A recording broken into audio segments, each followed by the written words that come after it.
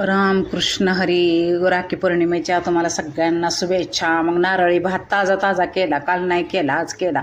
नारळ ओला खाऊन घेतला, तांदूळ, केशर, काजू, बदाम, वेलदोडे, दालचिनी असं सगळं सामान काढून घेतलं. 2 चमचे तूप ओतून घेतलं आणि त्याच्यात काजू बदाम थोडंसं परतून घेतलं, गरम करून घेतलं. ते काढून घेतलं. जास्त नाहीत लाल करायचे, नुसतं तुपात टाकून काढून घ्यायचे. आणि परत नंतर लवंग टाकून घेतली, थोडीशी दालचिनी टाकून घेतली आणि एक तांब्याभर पाणी ओतून घेतलं. ते चांगलं उकळून दिलं आणि थोडंसं चिमटभर मीठ टाकून घेतलं.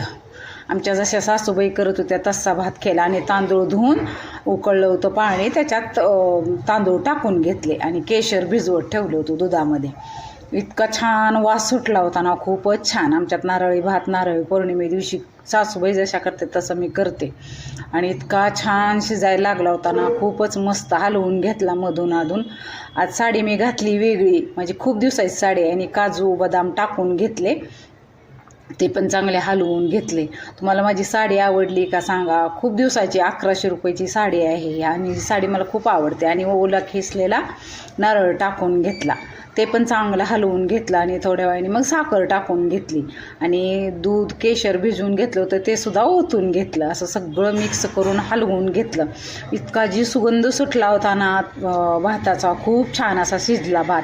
मला आवडतो, माझ्या मुलाला खूप आवडतो. एवढा कोणाला दुसऱ्याला आवडतं पण मला खूप आवडतो. आणि असा मस्तपैकी काढून घेतला. त्याच्यावर काजू बदाम आणि केशर टाकून घेतलं आणि मग देवाला सुद्धा नैवेद्य दाखवला.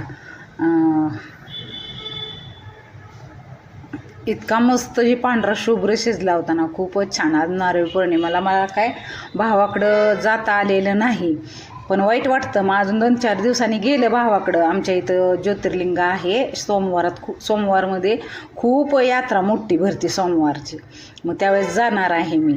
तुम्हाला जर व्हिडिओ माझा आवडला असेल किंवा भात आवडला असेल नारळी भात, तर लाईक शेअर सबस्क्राईब करायला विसरू नका. आणि असा नारळी भात करून बघा.